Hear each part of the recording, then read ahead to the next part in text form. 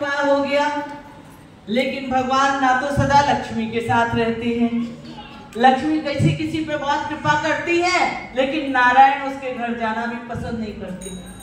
लक्ष्मी सबके यहाँ रहे, लेकिन नारायण सदा रहे, ये तो भक्ति के बिना संभव नहीं है। अब तीसरा विवाह जब होने लगा, भूमि कितने कितने जिम्मेदार होते हैं, लेकिन उनका जीवन में जरूरी नहीं है कि भगवान के चरणों में भक्ति हो।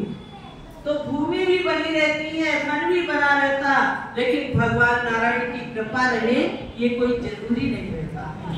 आते जाते रहते, कृपा परमानेंट बराबर नहीं रहते।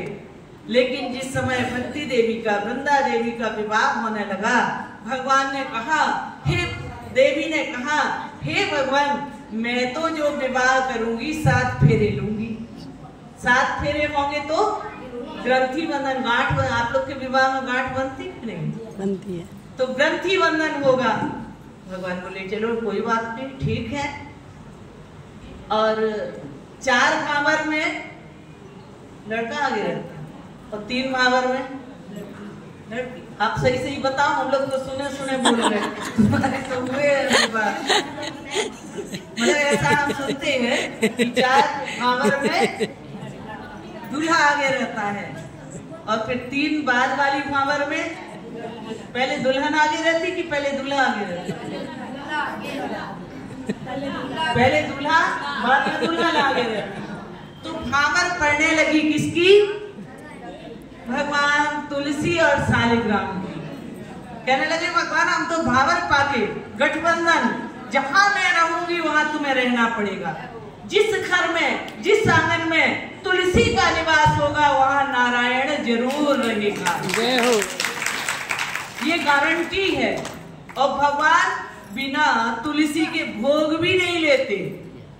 शास्त्र ने कहा, तुलसी दल मात्रेण जलस्य झुलुकेन वा विक्रीयते स्वात्मानं भक्तेभ्यो भक्तवत्सलः।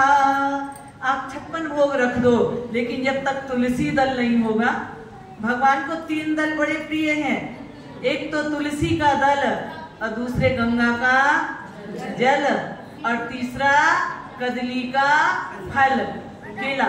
सत्यनारायण की पूजा करना हो तो केला, तुम 17 तरह के लाके व्यंजन और फल रख दो, लेकिन जब तक केले का कदली फल मेवा, तब तक राजी सतदेवा नहीं होगा। तो भगवान को 3 दल, गंगा जल, तुलसी दल और कदली का फल। तो इतना भगवान का स्नेह, अनन्य भाव है माँ तुलसी के प्रति। अब यह भावर होने लगी, और जब भावर होने लगी, इतने में कोई भगत ने पुकार दिया, तुलसा महारानी नमो नमो